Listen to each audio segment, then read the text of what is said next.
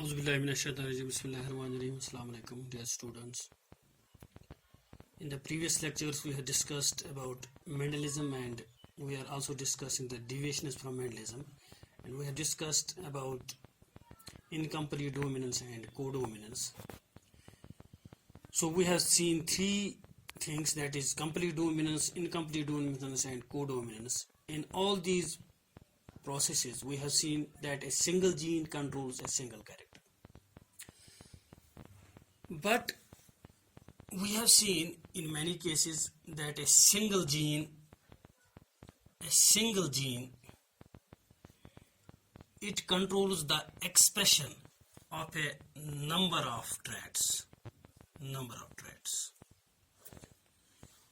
And till date we have seen that a single gene controls the expression of a single character, but we have seen that a single gene may control expression of a number of traits. This phenomenon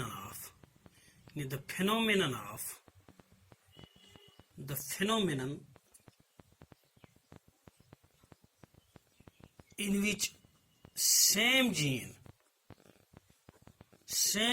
controls the expression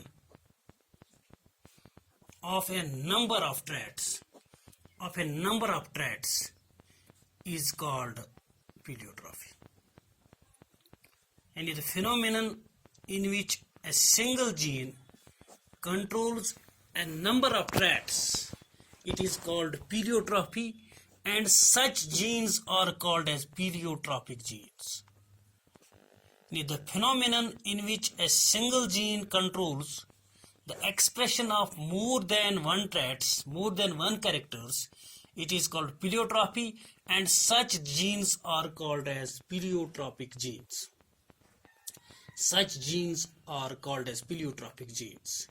Therefore, what we can see, these pleiotropic genes are those genes which have or which possess multiple effects. These are the genes which possess multiple effects because they control the expression of traits of different characters, because they control the expression of a number of traits.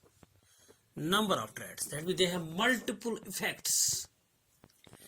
And these pleiotropic genes, they may not have an equal influence on all the traits they control.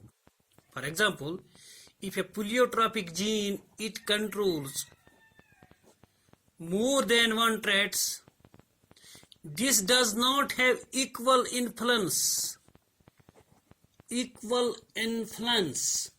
on the expression of all the traits it controls.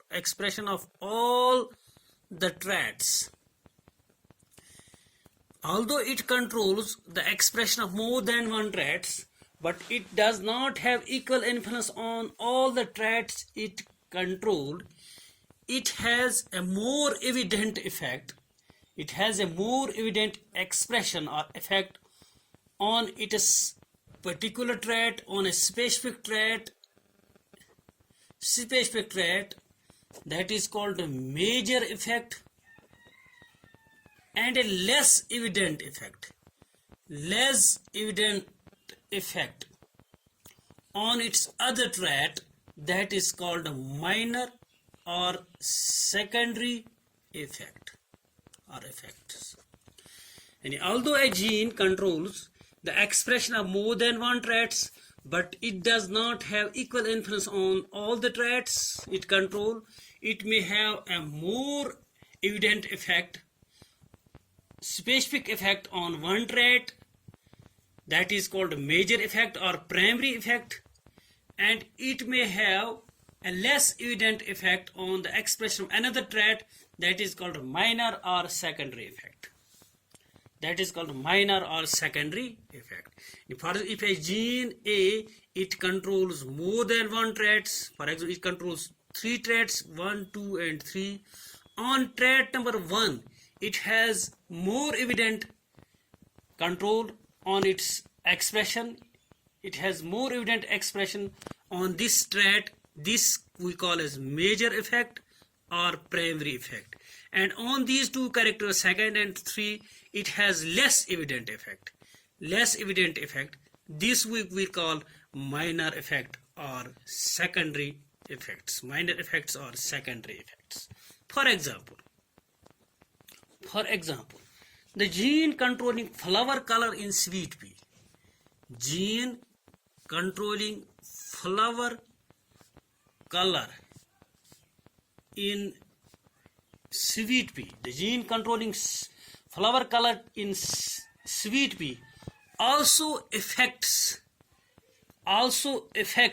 on seed coats and presence of axillary spots, axillary red spots. That means this gene has three effects: controlling flower color in sweet pea, controlling seed coat shape, and presence of axillary red spots. Its major effect is, its primary effect is to control the flower color in sweet pea, and these two, that is seed coat and axillary red spots, this is its secondary effect. Secondary example is in Drosophila. A gene controlling wing size. A gene A, it controls wing size. It also controls nature of balancers,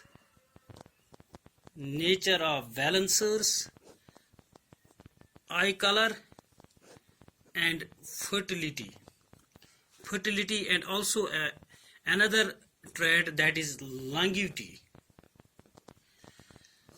The primary effect of this gene is to control wing size, and these four, they are its secondary effects. Similarly, in case of human beings, sickle cell anemia is a disease.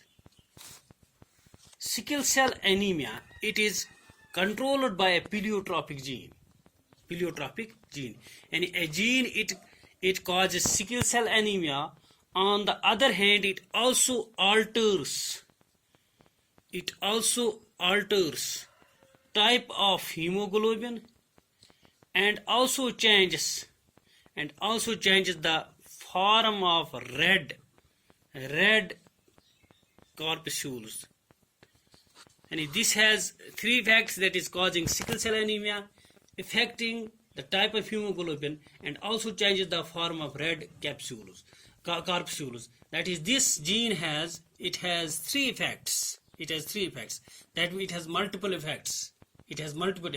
This gene we call as pleiotropic gene, and this phenomenon we call as pleiotropy. Now let me repeat. Pleiotropy is the phenomenon of same gene controlling the expression of a number of traits. Pleiotropic genes are therefore those genes which possess multiple effects because they control the expression of a number of traits of different characters. Pleiotropic genes may not have equal influence on all the traits they control. A pleiotropic gene may cause a very evident expression of its specific trait called major effect or primary effect, and a less evident expression of its other traits called minor or secondary effects. For example, the gene controlling flower color in sweet pea also expresses effects in seed coats and axillary red spots. Similarly, in Drosophila, the gene controlling wing size also affects the nature of balancers, eye color, fertility, and longevity. Another example of pleiotropy is sickle cell anemia in human beings. The gene which causes this disease also alters the type of hemoglobin and also changes the form of red corpuscles. This is all about pleiotropy. Thank you. Allah.